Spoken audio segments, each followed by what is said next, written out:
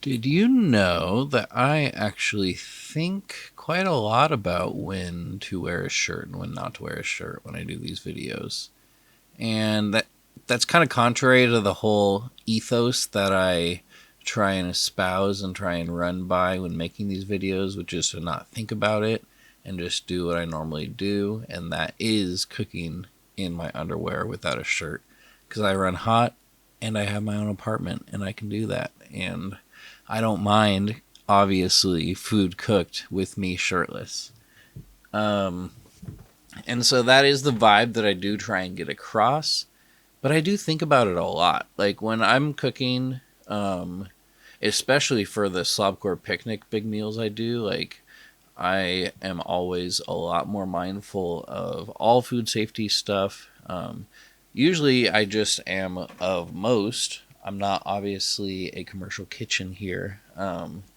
But it's it's funny, and I bring this up just because I don't know if people catch that or know that I do have the knowledge and I do actually know quite a bit about food safety. And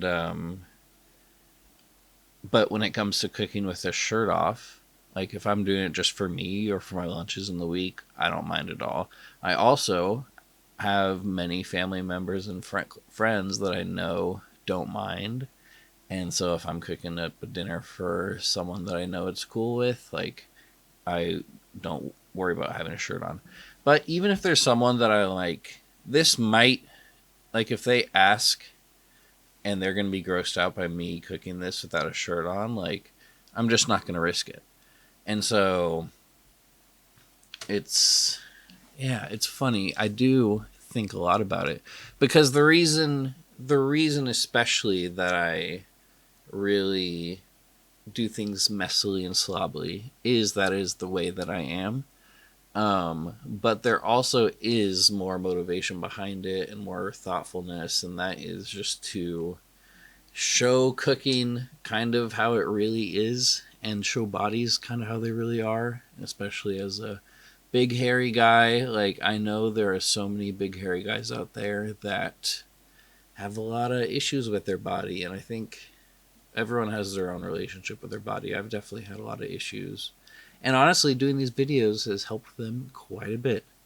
Um, because if you think these are thirst traps, like, I guess you're not wrong, but that's definitely not the intention behind it. But I am honored to have fans by that method. Um, but mainly, like, I don't know. I think there's so much shame, one around food and kitchens and cooking and skills, but also that people have around bodies. And I hope, if anything, and I know that it has at times in certain ways, but I hope, if anything, that Slobcore Kitchen helps you release shame, helps you want to go out and try something, and just embrace the joy in your life, and also to celebrate the fun, beautiful little things like eating dinner and cooking dinner and sharing a meal with someone. Um, because that's what I do, and that's what I like sharing, even in times when I'm not feeling as good. Like dinner just doesn't hit as good as it has in times in my life, but I'm still eating good, and that's pretty fun. And trying to regain that spark of inspiration back always.